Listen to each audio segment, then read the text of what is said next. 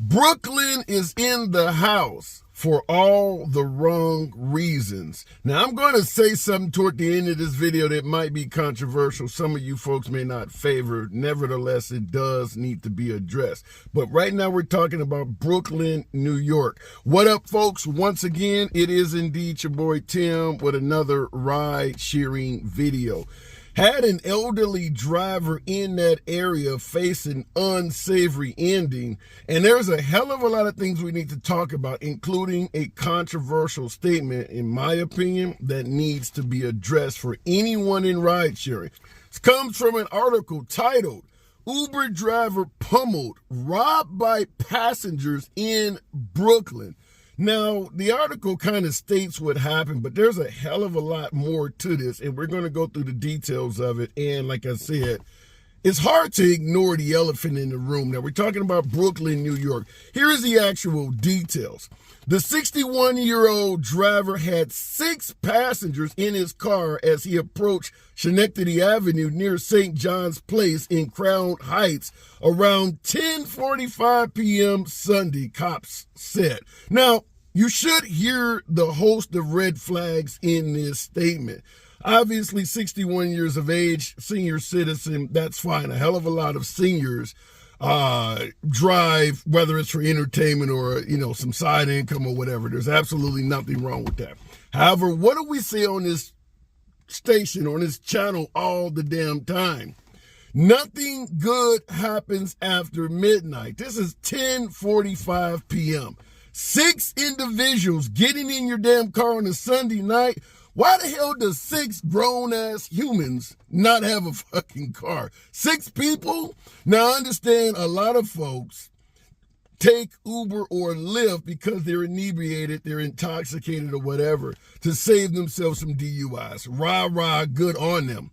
I don't want 6 fucking drunks in my car at the same time. There is no excuse for 6 folks to get into an Uber or Lyft at the same time, unless maybe you're coming from the airport as a family and you got a big ass vehicle, or perhaps maybe taking them to a concert. None of that is likely happening at 10:45 p.m. on a Sunday. I'm just real cautious about taking trips like that, because most of my stories where drivers have a bad ending, they happen in the late hours of the evening. Be real cautious when 6 people, particularly if they're all dudes, are getting in your car at the same time. On a Sunday night, 6 grown motherfuckers, none of y'all got a car? Be cautious about that. But this does continue, and I want to talk to you about the elephant in the room. Like I said, some folks may not like it, but continue with the details of the story.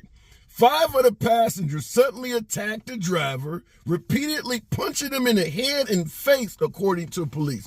So we often talk about having weapons in a vehicle. Now, I often promote having defensive tools on you because I do believe they can save your life.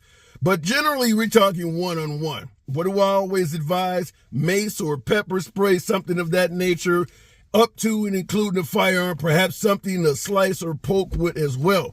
But when you got 6 people in the car and 5 of them are beating the hell out of you in a confined space, most of the defensive tools you pull out could likely be taken from you and used against you. We're talking 10 hands coming at you all at once while you're perhaps seatbelted in the vehicle. That's a beating that is very difficult to avoid, particularly for a 61-year-old guy. Perhaps if you got a firearm, you could pull it out and start popping off a few shots and hope for the best. But understand, some situations you can find yourself in are fairly hopeless. And when you're pinned in a car and 5 people are beating the hell out of you all at the same time, it's going to be a real challenge to get out of that. The primary goal probably is not self-defense, but to try to get out of the vehicle and run your ass off.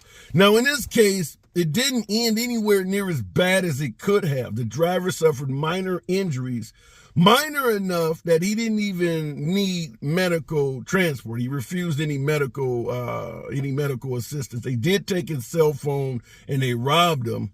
Crime Stoppers are looking for him. There's somewhat of the pictures, what they have, like they were filmed on a Viewmaster or something like that. So the video is not necessarily clear.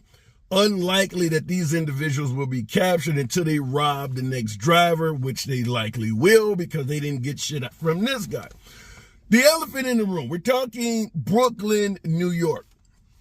We know there is a huge immigration issue in the New York City area being brought on by Texas Governor Greg Abbott, shipping all these folks to a few confined areas, literally creating chaos to draw attention to the fact that so many people are coming in his state. So what's going on in Texas is likely the fault of the president. What's going on in New York is likely the fault of the governor of Texas making a political point. So in those areas, in areas like Chicago, in areas like New York, in areas like Denver, where you got all of these folks that have been promised the American dream only to find themselves sleeping on the street, in buses, in hotels and shelters in desperation, shit like this can't happen.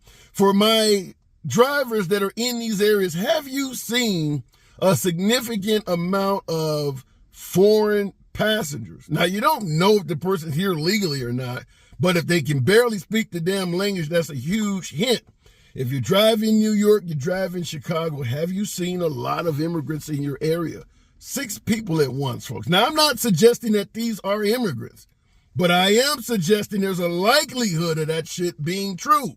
6 people at once, though. That should draw the hair up on your arms when 6 dudes are getting in your vehicle in the late hours of the evening. Just avoid that at all costs. I'm telling you, fact is, your safety is paramount. Doesn't matter what the hell Uber or Lyft's cancellation policy is. If you don't feel safe, don't take that shit. I mean, this trip probably paid less than $10 if it was completed. Don't take that shit. Drive off. But in your area, have you seen an uptake in foreigners, immigrants getting in your vehicles? My guess is a lot of these folks promised that America would be a great upgrade for their quality of life. Shit that they heard in their own home countries, came here. Then they came by way of, say, Texas, where we mentioned Governor Abbott, and he didn't want nothing to do with them. His state was being overran, so he falsely made promises that if you go to a sanctuary city where we're going to take you, they'll really give you paradise. And now they've come to these cities, and it's a shithole just like where they came from. Many of them are getting desperate. And what would any of us do if we had nowhere to stay, nothing to eat? We're sitting on top of each other on floors, shelters, and things like that. Crime is getting out of hand. That's what's taking place. So be cautious if you are in one of these metropolitan areas where this is prevalent. Now, we've talked about urban areas. The fact is, drivers get robbed and carjacked all the time.